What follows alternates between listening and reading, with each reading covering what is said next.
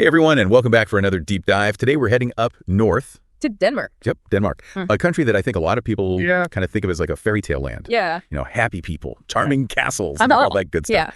Yeah. And you've given us a ton of material on Denmark this time. Yeah. It seems like you're really interested in kind of going beyond those typical tourist spots and uncovering some of those hidden gems and, you know. The nitty gritty. Yeah, the nitty gritty. The everyday realities, and maybe even a few surprises along the way. That's right. What's really fascinating about all the stuff you sent is it paints this more nuanced picture of Denmark. It's not just all hydrogen Lego bricks. There are some pretty interesting contradictions and some statistics that just made me stop and think. Okay, so let's dive right in. So we've got articles, personal anecdotes, data. One thing that jumped out at me was this statistic about single women in Denmark. Apparently, over half of adult women there are single. Wow. That's a huge number. It makes you wonder. Yeah, what's going on? What's behind it? Yeah. Before we get to all that, though, I think it's helpful to kind of get a sense of the place. So let's start with Denmark's geography. What do you picture? Yeah. What is the lay of the land? Give us the... Okay, so picture this. Yeah. Denmark is nestled in northern Europe. It's part of Scandinavia. Okay. And it's this really unique blend of mainland, which is called Jutland. Okay. And then they have over 400 islands. Wait, 400 islands? Over 400 islands. That's crazy. I mean, it's no wonder they have such a strong maritime history. Totally. Are any of those islands kind of stand out in the material you've been looking at? Yeah, it seems like Zealand, the Faroe Islands, and Greenland come up a lot. So that might be of particular interest to you. Yeah, that's pretty diverse, too. I mean, from what I know, Zealand is where Copenhagen is, right? And then the Faroe Islands are way out there. Way out there. In the North Atlantic, this like rugged, volcanic archipelago. And then Greenland, the world's largest island and autonomous territory within Denmark. Right. So we're not just talking about little islands off the coast. No. We're talking about some pretty significant land masses. And geographically, Denmark is actually pretty different from what you might think of when you think of Scandinavia. There aren't big mountains or vast rivers. Yeah, it's more gentle, rolling landscapes. Lots of fertile farmlands, tons of coastline, and these beautiful inlets called fjords. Fjords. Okay, now I'm picturing those like stunning glacier-carved landscapes. Yeah. Very dramatic. Yeah. But let's bring it back to modern-day Denmark. I mean, where do most people live in this land of islands and fjords? Well, if we're talking population density, Copenhagen is where it's at. Okay. It's located on the island of Zealand, and get this, almost half of Denmark's entire population lives in Copenhagen's metro area. Wow, that is a lot of people. It is. Packed into one area, so I can see why all this stuff you have highlighted, these green spaces, and that law about park access. I mean, in a city that dense, absolutely, having access to nature must be pretty essential. Totally. Copenhagen is famous for its commitment to green living. Yeah. There's a law that guarantees that everyone lives within a 15-minute walk of a park. Wow. Or green space. They even have a huge urban beach right in the city. What's it called? Amateur Strand Park. Amateur Strand Park. Okay. Yeah. That's going straight on the bucket list. You've got to go. So we've got this bustling modern city that's also incredibly green. But I'm seeing here that Copenhagen also has this rich history. Oh, yeah. So tell me more about that. So Copenhagen's come a long way. It started as this humble fishing village back in like the 10th century. Okay. It rose to prominence as like a major commercial hub and then became Denmark's capital in the 15th century. Wow. And today, it's this fascinating blend of historical landmarks and modern architecture. I like that. You know, you've got the iconic Tivoli Gardens. Oh, yeah. One of the oldest amusement parks in the world. Yeah. And then you have things like the Copenhagen Opera House. So it sounds like a city that seamlessly blends the old and the new. Exactly. I'm picturing those like charming canal tours. Yeah. You know, winding through the city. Oh, yeah. Passing by like historical palaces and then modern waterfront developments. And speaking of palaces, you've got Amalienborg Palace, the official residence of the Danish royal family. It's actually 4 identical palaces that face this central courtyard, and you can often catch the changing of the guard there. Okay, serious travel envy happening right now. But before we get too lost in Copenhagen's allure, I want to understand how Denmark as a nation came to be. Okay. Expert speaker, take us back in time. How did this kingdom of islands come to be? Okay, so the story goes way back, but a pivotal moment was around 958 AD. Okay. This is when King Harald Bluetooth. Wait, Harald Bluetooth, like the... Yes, like the technologist. It's so funny. Yeah. Unifies Denmark and brings it into the Christian world. Okay. From the 10th century on, Denmark's story becomes intertwined with the Vikings. Ah, the Vikings. Yeah. You know what's interesting to me is that Denmark's history isn't just about glorious conquests. They had their share of power struggles and shifting borders. Right, sure. I mean, at various points, they controlled Norway, parts of Sweden, yep, even England for a while. Yep. And then they lost control of some territories too, like Scania, which is now part of Sweden. Right. It makes you realize that Denmark's identity has really been shaped by both expansion and contraction over the centuries. Absolutely. And those shifts continued, you know, even after the Viking era. Okay. Denmark went through different unions, conflicts, and eventually became a constitutional monarchy in the 19th century. Okay, so from Viking raids to constitutional monarchy, quite a journey. What about their role in the world wars? Yeah. I know they were occupied by Germany during World War II, but what about World War I? Right. So after a defeat against Prussia in the 1860s, Denmark kind of adopted this stance of neutrality, which they maintained during World War I. Yeah. But after the trauma of occupation in World War II, they shifted their approach. Right. I'm seeing here that they became founding members of NATO and the UN, really showing that commitment to international cooperation and security. Absolutely.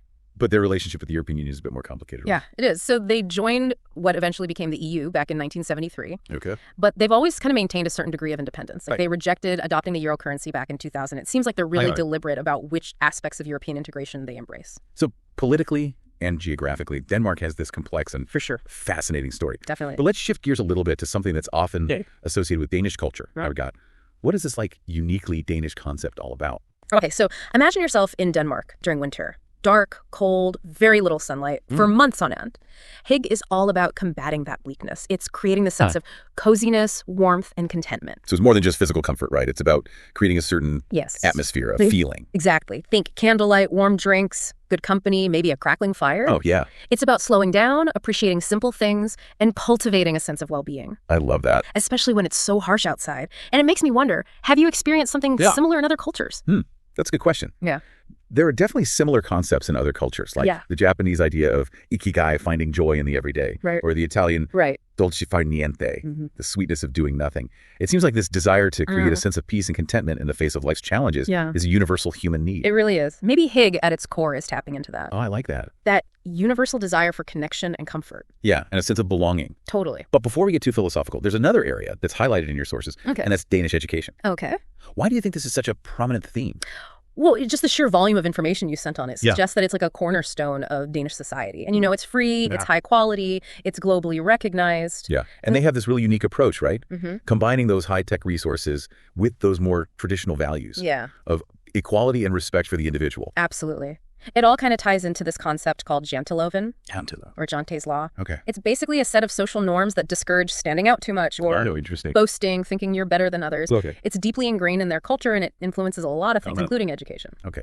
I'm intrigued. Yeah. How does that play out in the education system? Give me an example. So one specific detail that stood out to me is how they praise effort over inherent qualities. Oh, interesting. So instead of saying, wow, you're so smart, a teacher might say, wow, you really put in the effort on that project, and it shows. Interesting. So it's about recognizing that hard work and perseverance rather than just focusing on those innate abilities. That's fascinating. It makes you wonder if that kind of praise fosters like a growth mindset. Yeah. Encouraging students to embrace challenges and see setbacks as opportunities for learning. It's a very different approach. It is. It raises questions about the benefits and drawbacks of this kind of educational philosophy. Right. I mean, does it promote collaboration? Does it promote a sense of community?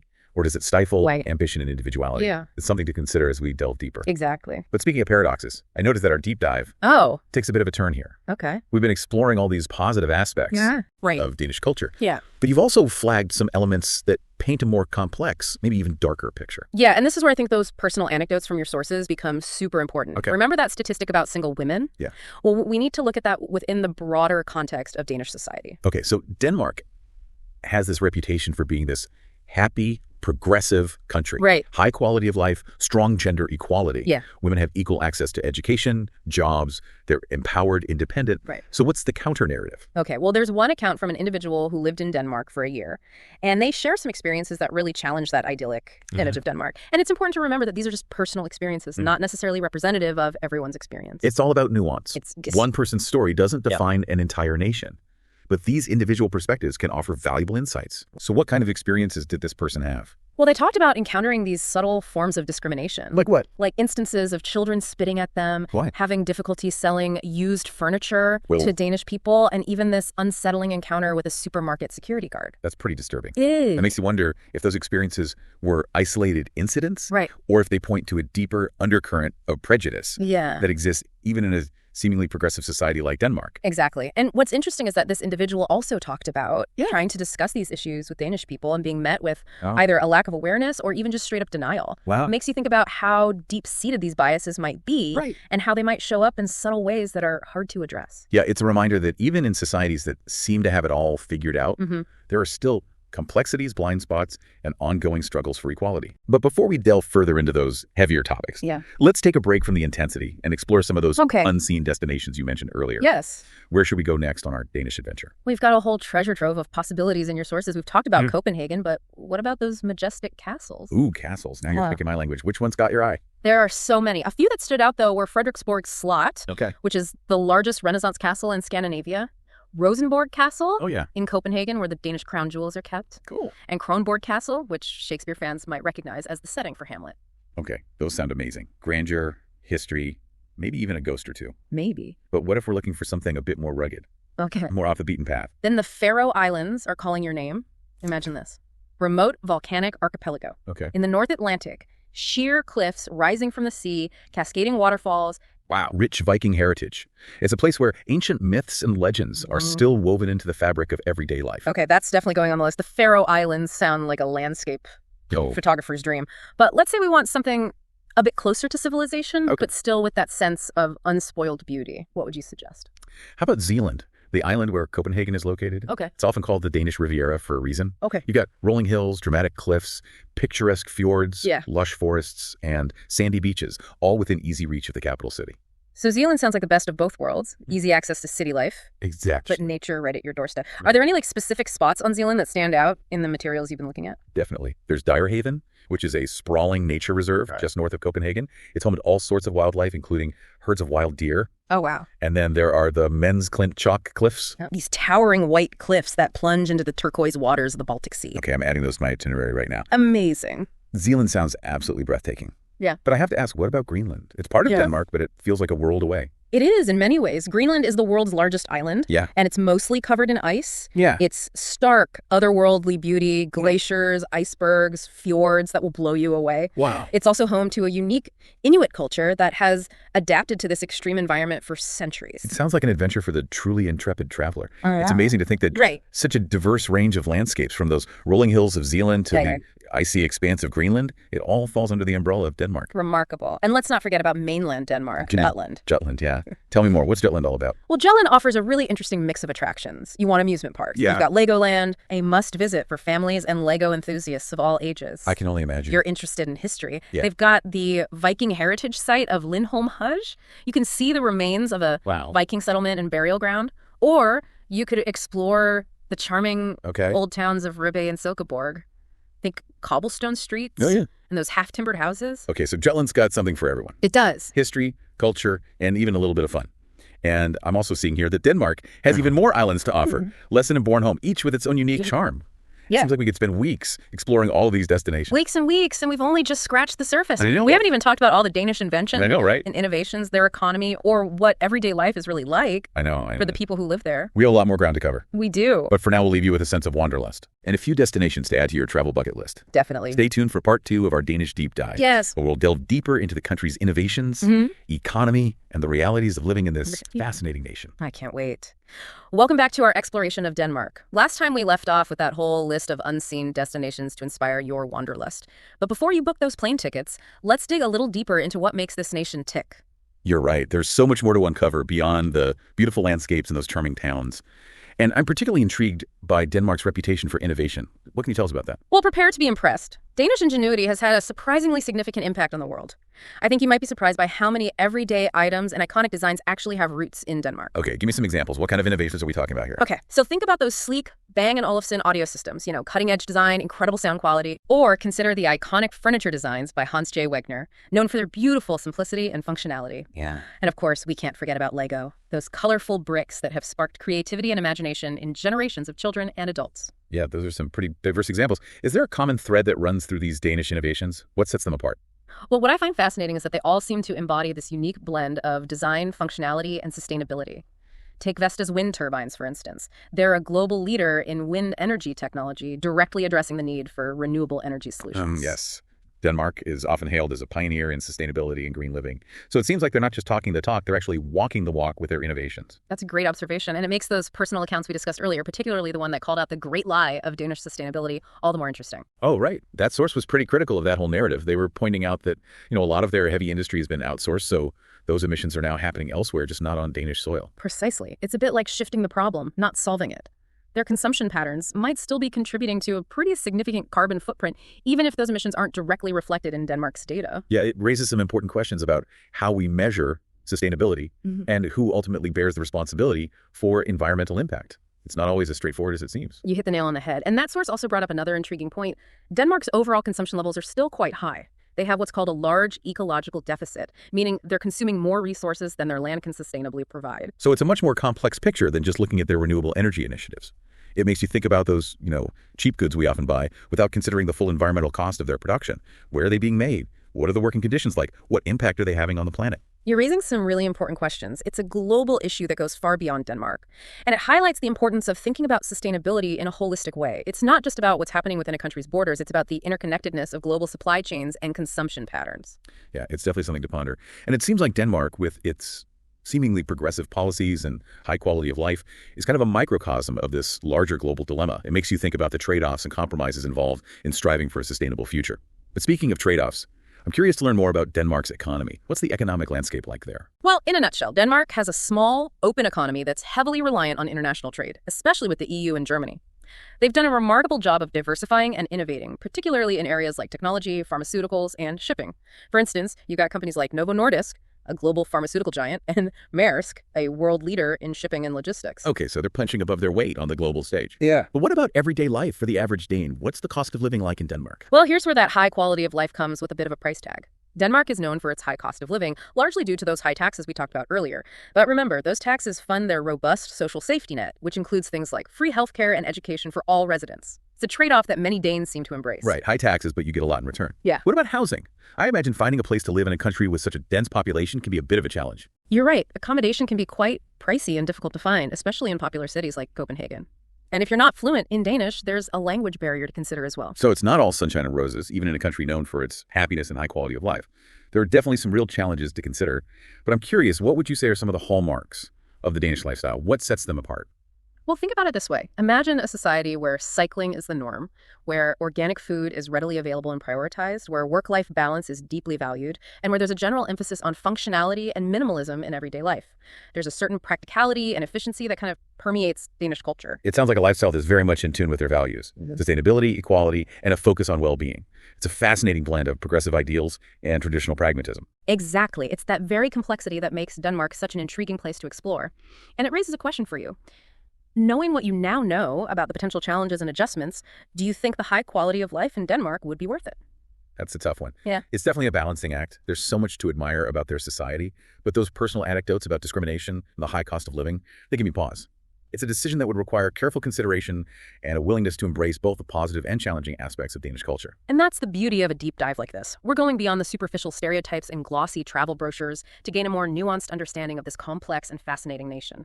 We're grappling with the contradictions, challenging our assumptions, and ultimately forming our own informed opinions. Well said. And speaking of challenging assumptions, we still have that intriguing issue of Danish sustainability to unpack further. Is it truly a great lie, or is there more to the story? We'll be back after a short break to delve deeper into that and wrap up our exploration of Denmark. Welcome back to our final segment on this deep dive into Denmark. We've covered a lot of ground, from Viking history to modern innovations, and from those idyllic landscapes to, some of the complexities of Danish society. But there's one more thread we need to unravel, that great lie of Danish sustainability. Yeah, it's a topic that really makes you think. On the surface, Denmark seems to have this stellar reputation when it comes to being green. They've got those ambitious renewable energy targets, a strong cycling culture, and a general focus on being eco-conscious. But as we've seen, the reality might be a bit more complicated. Exactly. Remember, one of the sources you provided was pretty critical of this whole narrative. They argued that Denmark's reduced emissions might be a little misleading because they've outsourced a lot of their heavy industry. So those emissions are now happening elsewhere, just not on Danish soil. Right, exactly. It raises the question, are they truly reducing their impact or just shifting the problem to other parts of the world? And it makes you wonder if those impressive sustainability statistics are telling the whole story. And it's not just about industry, right? Right. That same source also highlighted that Denmark's overall consumption levels are still pretty high. They have what's called a large ecological deficit, meaning they're consuming more resources than their land can sustainably provide. That's a crucial point. It suggests that even with all those green initiatives, Denmark's lifestyle might still be placing a significant burden on the planet. It makes you think about how, individual consumption choices, they contribute to this global issue, even in a country that seems to be doing so much right. Yeah, it definitely challenges us to look beyond the surface and consider the broader implications of our actions. It seems like Denmark, with its progressive ideals and that high quality of life, it's a perfect example of this global dilemma. We want to live well, but how do we do that sustainably? What are the trade-offs? What compromises are we willing to make? Those are the big questions, aren't they? And there are no easy answers. But I think that's the value of a deep dive like this. We're not just presenting this romanticized view of a country. We're exploring the nuances, the complexities, the challenges, and we're inviting you, the listener, to engage with these issues and, form your own conclusions. Absolutely. We've gone beyond the tourist brochures and Instagram filters to gain a more realistic understanding of Denmark. It's a country with a rich history, a vibrant culture, and this deep commitment to social responsibility. But it's also a country that's grappling with the same global issues that we all face, right? Climate change, inequality, the search for a truly sustainable way of life. Yeah, and that's what makes this whole exploration so fascinating. It's not just about learning facts about Denmark. It's about using those facts as a springboard for a deeper reflection on ourselves, our values, our place in the world. Well said. So, as we wrap up this deep dive into Denmark, I'm left with this sense of both admiration and a healthy dose of skepticism. Yeah. They're clearly doing a lot of things right, but there are also some uncomfortable truths lurking beneath the surface. It's up to each of us to decide what we make of those contradictions and how they inform our own choices. And remember, this is just one country, one piece of the puzzle. There are countless other unseen destinations out there, each with its own unique stories, challenges, and perspectives. So keep exploring, keep questioning, and keep diving deep. Thanks for joining us on this journey into Denmark. We hope it sparked your curiosity and inspired you to look at the world with a more critical and discerning eye. Until next time, happy exploring.